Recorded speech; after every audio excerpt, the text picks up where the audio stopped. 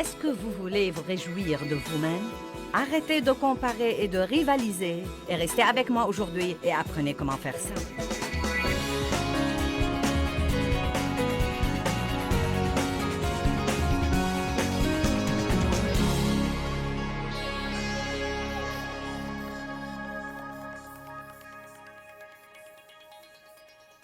Si mon mari vient me dire « Tu sais quoi, je voudrais passer la journée avec toi. » Eh bien, que veux-tu faire? Oh, peu importe, je voudrais juste passer la journée avec toi. Vous savez, il ne s'agit pas tant de ce que nous ferions ensemble que du fait qu'il voulait vraiment être avec moi. Et je crois que nous nous laissons entraîner par le truc. Dieu, que veux-tu que je fasse? Que veux-tu que je fasse? Que veux-tu que je fasse? Je dois lire mes 6 chapitres et prier pour 1 heure et parler en langue et faire ceci et faire mes confessions et faire quelque chose d'autre et dip dip dip dip dip dip. Et je ne crois pas que tout cela impressionne Dieu. Je crois que nous devons juste être là et nous allons parfois lire et parfois prier et parfois chanter et nous allons parfois rire et parfois pleurer et j'ai beaucoup pleuré en ces temps-là.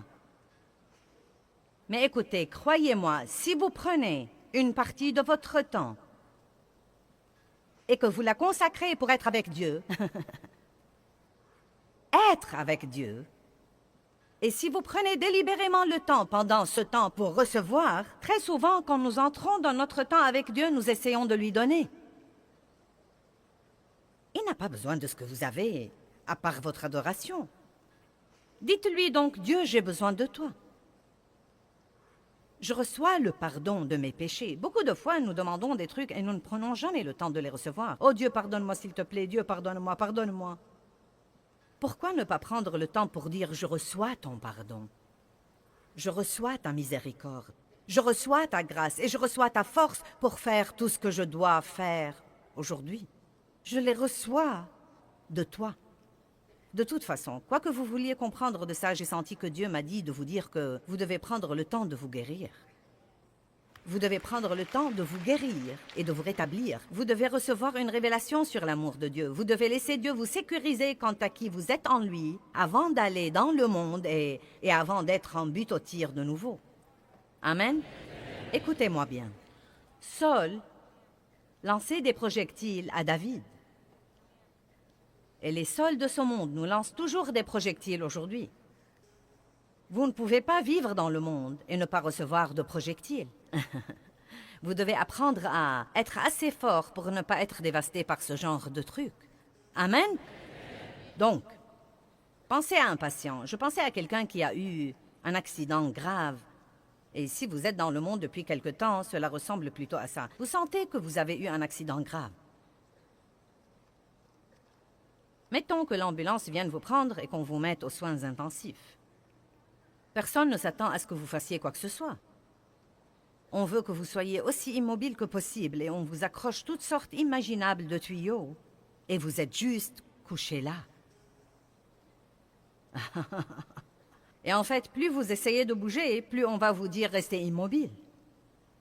Si vous essayez de faire quoi que ce soit, on vous dira non, tu devrais te reposer.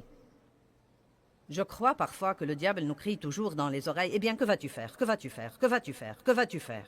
Il faut plus de discipline pour ne rien faire pour quelque temps et de prendre le temps de guérir qu'il n'en faut pour entrer dans un autre comité et rester occupé pour une autre année. Si vous allez applaudir, ne vous arrêtez pas à mi-chemin.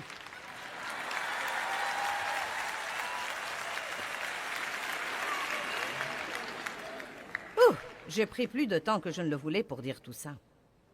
Cela veut-il dire quelque chose à quelqu'un comme quoi vous devez prendre quelque temps pour... Et vous savez, je crois même parfois, et j'ai même trouvé que pour moi parfois, je crois parfois que quelque chose nous blesse vraiment.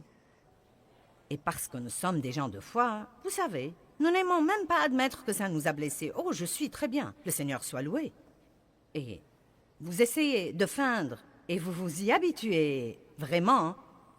Et vous savez, nous recevons ces coups différents des médias et c'est toujours intéressant quand les gens essayent de dire des choses sur votre compte alors qu'ils ne savent rien du tout.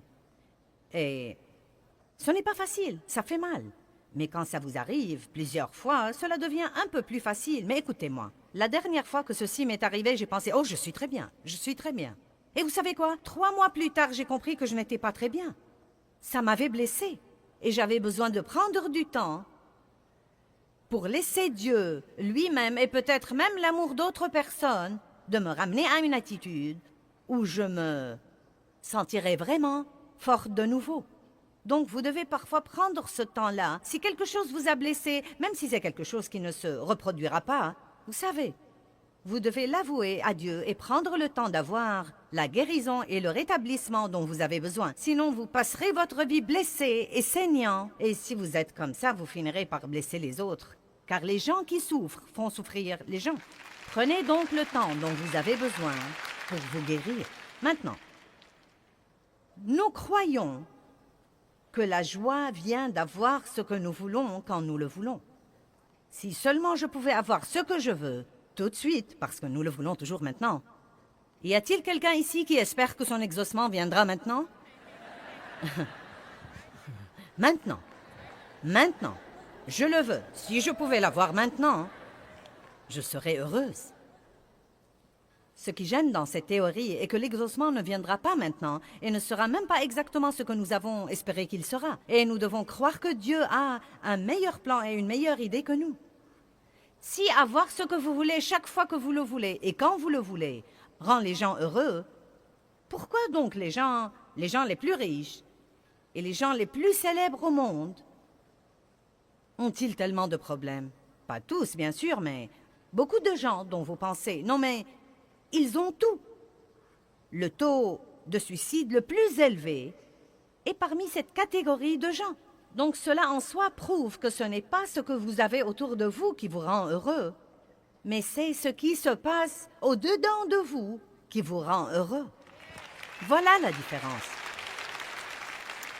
Donc, j'ai vécu toutes ces années et j'ai commencé à parler la nuit dernière de toutes les choses qui me faisaient penser. Eh bien, si seulement je pouvais changer ceci, et si seulement je pouvais changer cela, je serais heureuse. Et si je pouvais avoir ceci, je serais heureuse. Ou avoir cela, je serais heureuse. Et il m'a fallu tant d'années pour me rendre compte que ce n'est pas vraiment ce qui me rendrait heureuse. Et pendant toutes ces années où je poursuivais ces mirages, j'étais vraiment frustrée. J'ai dit hier que la grâce est la puissance de Dieu qui nous aide à faire ce que nous devons faire. La grâce est la puissance de Dieu qui change ce qui doit être changé dans nos vies. C'est la puissance de Dieu qui nous change. C'est la puissance de Dieu qui change nos circonstances. C'est la puissance de Dieu qui change les personnes dans votre vie qui ont besoin de changer. Combien d'entre vous ont un projet en cours dans votre vie ou quelqu'un sur qui vous travaillez? Eh bien, vous n'êtes pas le potier. Et il vous serait probablement reconnaissant si vous rentriez chez vous et vous le dispensiez du tour de potier, et si vous compreniez que vous n'êtes pas le Saint-Esprit Junior et que Dieu n'a pas besoin de votre aide. J'étais très occupée à essayer de me changer et j'ai essayé de changer ma personnalité. La femme de mon pasteur était vraiment douce et toute petite et blonde avec des yeux bleus et j'étais vraiment comme un éléphant dans un magasin de porcelaine. Et donc, quand elle disait quelque chose, c'est à peine si on l'entendait. Et quand je disais quelque chose, tout le monde l'entendait. Donc j'ai essayé d'être comme elle. J'ai voulu avoir une relation avec elle parce qu'elle était la femme du pasteur et après tout, vous savez, si on peut être en relation avec les gens importants, cela nous profiterait sûrement. Et vraiment, il y avait quelque chose qui clochait. Il semblait que nous ne pouvions pas nous entendre, vous savez. Et j'ai finalement découvert que j'essayais de lui ressembler et qu'elle essayait de me ressembler.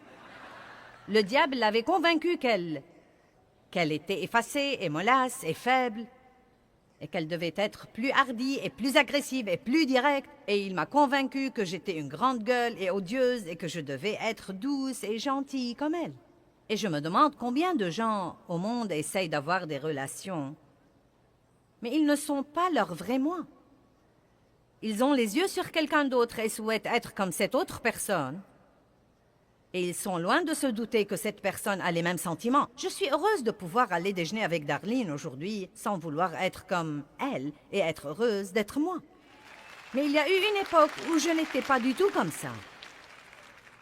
J'aurais pensé, oh, si seulement je pouvais chanter comme ça.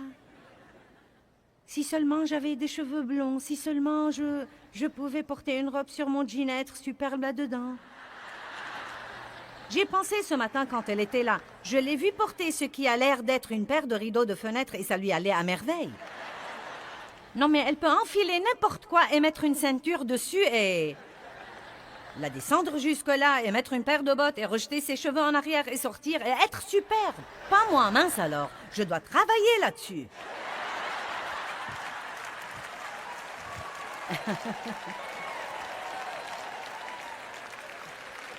Non, mais il y a vraiment des personnes comme ça. Elles peuvent enfiler de vieux trucs et être super. Vous savez? Non, mais je dois travailler là-dessus.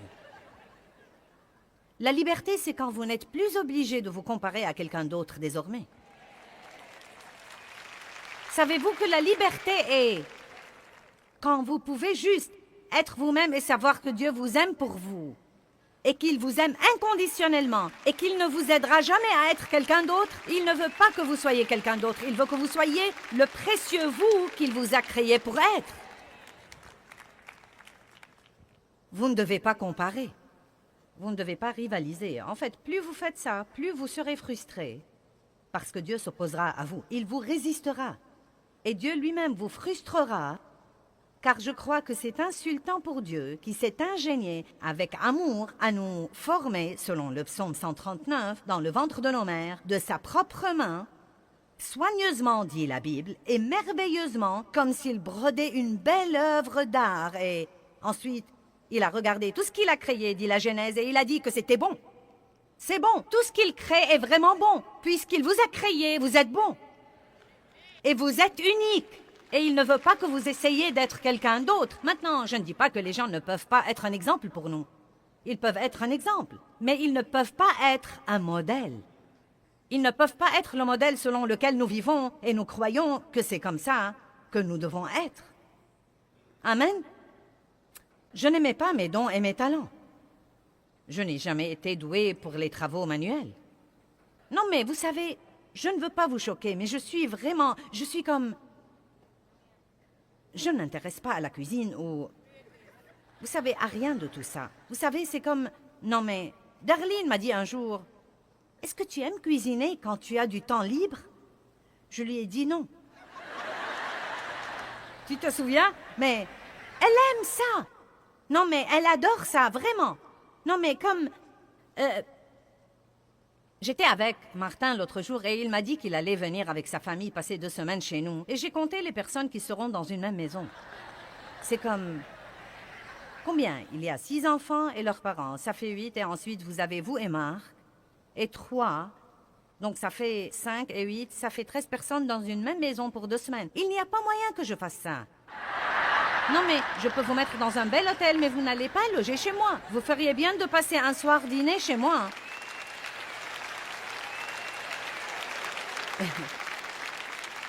Et puis je ferai commander le repas du restaurant, je ne le cuisinerai pas. Eh bien, elle aime tout ça. Donc la voilà, cette femme dans le ministère, qui a un grand ministère mondial, et qui rentre chez elle pour être une femme d'intérieur, et elle aime cuisiner, et elle invite les gens, et elle cuisine, et elle est accueillante, mais je ne veux pas me mêler de tout ça. Rien de ça. J'avais une voisine qui était comme ça. Elle était Miss Femme d'intérieur à l'époque où je manquais d'assurance et où je ne savais pas qui j'étais. Quand j'avais besoin d'une année pour m'accrocher à la vigne. Allez, je dois m'adresser à quelqu'un aujourd'hui. Quand j'avais besoin de cette année pour m'accrocher à la vigne, pour m'accepter et m'aimer, Dieu a dû régler quelques trucs en moi avant de pouvoir travailler par moi. Il y a des gens parmi nous aujourd'hui et des gens qui nous regardent à la télé. Vous voulez que Dieu fasse quelque chose de grand par vous, mais vous ne lui permettez de rien faire en vous. Vous devez tout d'abord régler quelques problèmes dans votre propre vie et arrêter de dire « je suis comme ça et je n'y peux rien, je suis comme ça ». Vous savez, si vous êtes susceptible et si vous êtes blessé et si vous en voulez aux autres pour leur bénédiction et si chaque fois que quelqu'un essaye de vous dire une parole de correction, vous vous mettez sur la défensive, il y a quelque chose qui ne va pas. Et ce n'est pas la faute à quelqu'un d'autre, c'est votre faute à vous. Et vous devez vous réunir avec Dieu, vous accrocher à la vigne assez longtemps pour découvrir ce qui cloche chez vous ou ce qui ne va pas chez vous pour que vous puissiez vous guérir et être heureux.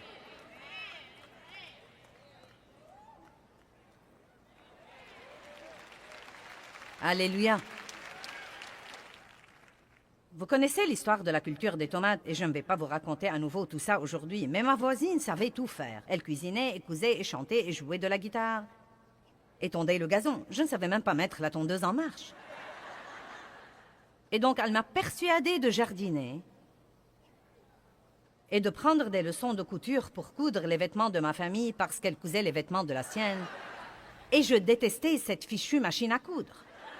Je détestais ce jardin. Je me suis acheté l'équipement de mise en conserve et je le détestais.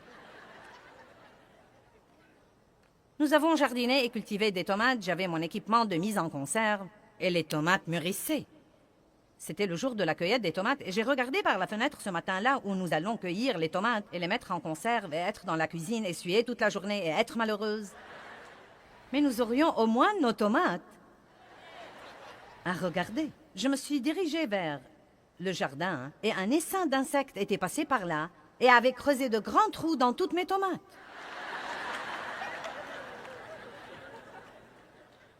Et je n'ai pas compris parce que j'avais prié sur mes tomates. J'étais une femme de foi. J'avais prié sur mes tomates et j'avais oint ces tomates. Ma voisine avec qui j'allais mettre les tomates en conserve, nous vivions dans un lotissement. Sa maison était à côté de la mienne, pas plus loin que le bout de l'estrade. Elle avait son jardin dans son arrière-cour. Je l'ai appelée et je lui ai dit « Oh, ça alors! Tu ne me croiras pas. Les insectes sont venus la nuit dernière et ils ont creusé des trous dans nos tomates. Elle a couru dehors, puis elle m'a dit « Les miennes sont excellentes. » Maintenant, j'étais vraiment vexée. Bien Dieu, je suis une femme de foi et de puissance. J'ai prié sur mes tomates, je doute qu'elle ait même prié sur les siennes. Pourquoi les insectes ont-ils mangé mes tomates et pas les siennes? Il m'a dit « Je ne t'ai jamais dit de cultiver des tomates, je ne suis donc pas obligée de protéger tes tomates. »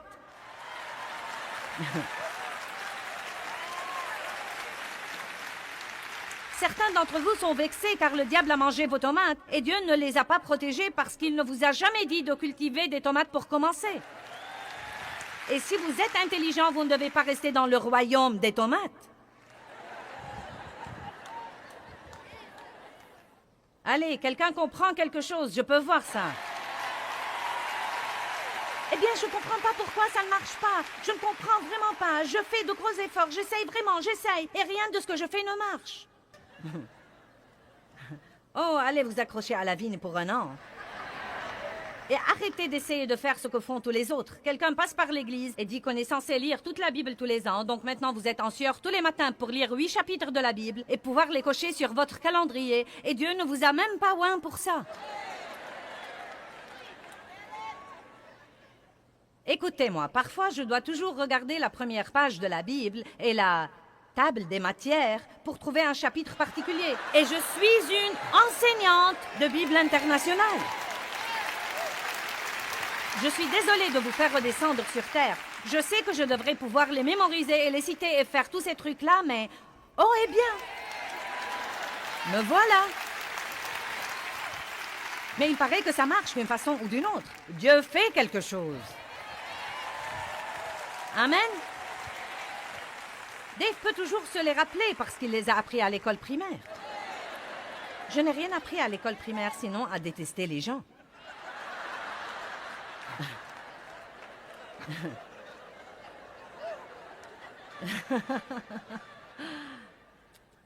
Je n'ai pas eu l'occasion d'être élevée comme tous les autres. Et Dieu choisit les choses faibles et les choses folles du monde pour confondre les sages, et je ne suis pas censée être comme tous les autres.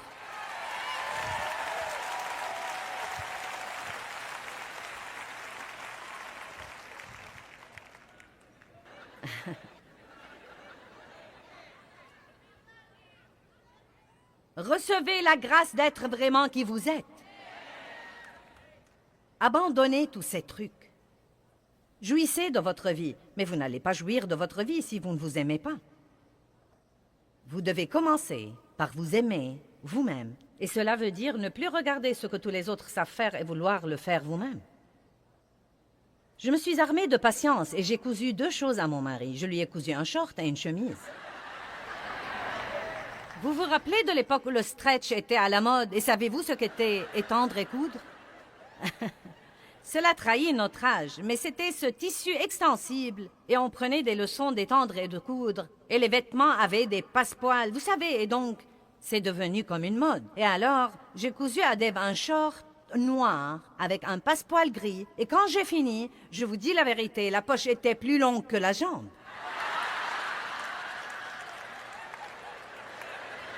La jambe était jusqu'ici et la poche jusque-là.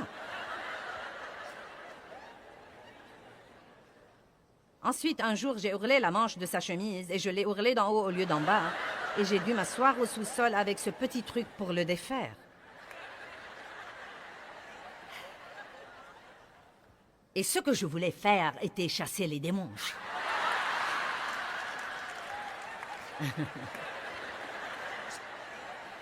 Je voulais aller imposer les mains sur les malades, prêcher l'Évangile, et me voilà essayant de cultiver des tomates et de coudre des vêtements à Dave, juste afin de prouver que j'étais une femme ordinaire.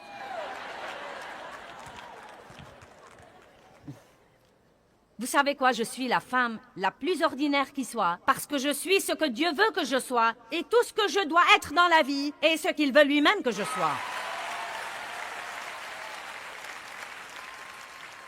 Ne vous asseyez jamais dans l'assemblée pour regarder quelqu'un sur l'estrade et souhaiter être à sa place. Ne faites jamais ça. Vous insultez Dieu beaucoup quand vous faites ça. Vous devez être satisfait de votre don et de votre personnalité et de ce que Dieu vous a appelé à être. Regardons Jean chapitre 3 pour un instant.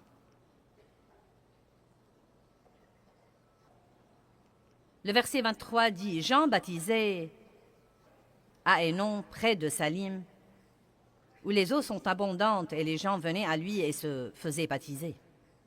Car Jean n'avait pas encore été mis en prison. » Jean 3, 25. Or, il arriva qu'une discussion concernant la purification opposa un juif à des disciples de Jean. Ils vinrent trouver Jean et lui dirent « Rabbi, celui qui était avec toi au-delà du Jourdain, c'est-à-dire Jésus, celui auquel tu as rendu toi-même témoignage, voici qu'il se met lui aussi à baptiser et tous vont vers lui. » Pouvez-vous voir le but là? L'ennemi travaillait par quelqu'un pour essayer d'exciter la jalousie et la crainte de Jean et lui faire croire que le ministère d'un autre allait devenir plus grand que le sien. Jean, tu étais l'homme. Tout le monde venait à toi. Tu es celui qui baptisait et qui criait « Repentez-vous !» car le royaume des cieux est proche. Mais nous devons te dire quelque chose. Ce type dont tu parlais n'en parle plus désormais. Il est ici. Et maintenant, il baptise et on dirait qu'il attire une foule qui est plus grande que la tienne. Écoutez ce qu'a dit Jean. Jean répondit, verset 27, « Un homme ne peut recevoir, ne peut réclamer, ne peut prendre pour lui-même que le don qui lui a été donné du ciel. Un homme doit se contenter de recevoir le don qui lui a été donné du ciel. Il n'y a pas d'autre source. Vous-même, vous m'êtes témoin, vous confirmez personnellement que je vous ai dit que je n'étais pas le Christ, mais que j'étais envoyé devant lui. » Ensuite, il continue à dire, « Il faut qu'il grandisse et il faut que moi, je diminue. » Il connaissait sa place. Il était numéro 1 à être numéro 2. Vous savez, il y a très peu de gens au monde comme ça. Chacun croit qu'il doit être numéro 1 pour être quelqu'un. Mais Dieu ne va pas oindre tout le monde pour être numéro 1. Et nous avons besoin de beaucoup de gens qui soient numéro 1 à être numéro 2, et numéro 3, et numéro 4, et numéro 5, et qui ne se laissent pas entraîner par leur numéro, mais fonctionnent dans le don que Dieu leur a donné. Le don que Dieu leur a donné. Et vous devez être content de votre don. Assis au premier rang aujourd'hui ici, et je ne vais pas les appeler parce que je ne veux pas les embarrasser. Mais deux des personnes les plus importantes dans ma vie. Non mais, ma famille est là et elle est importante. Déborah voyage avec moi tout le temps. Et elle est importante, mais je ne parle pas d'elle maintenant. Nous avons amené aujourd'hui le couple qui s'occupe de tous nos trucs à la maison. Il s'occupe de tous nos vêtements et de tous nos repas et de toute la maison, de l'intérieur et de l'extérieur. Et vraiment, il s'occupe de tout pour que Dave et moi puissions faire ce que nous faisons. Et je leur ai dit, nous aimerions vous prendre dans 2 ou 3 voyages cette année pour que vous puissiez comprendre pourquoi vous faites ceci en réalité. Parce qu'ils sont dans les coulisses et font ce que le monde appellerait de petites choses. Mais ils sont deux des personnes les plus importantes dans ma vie, parce qu'ils me permettent de faire ce que je fais maintenant. Et ils sont si stables et si heureux. J'aime ça, car ils viennent tous les jours et sont toujours d'humeur égale.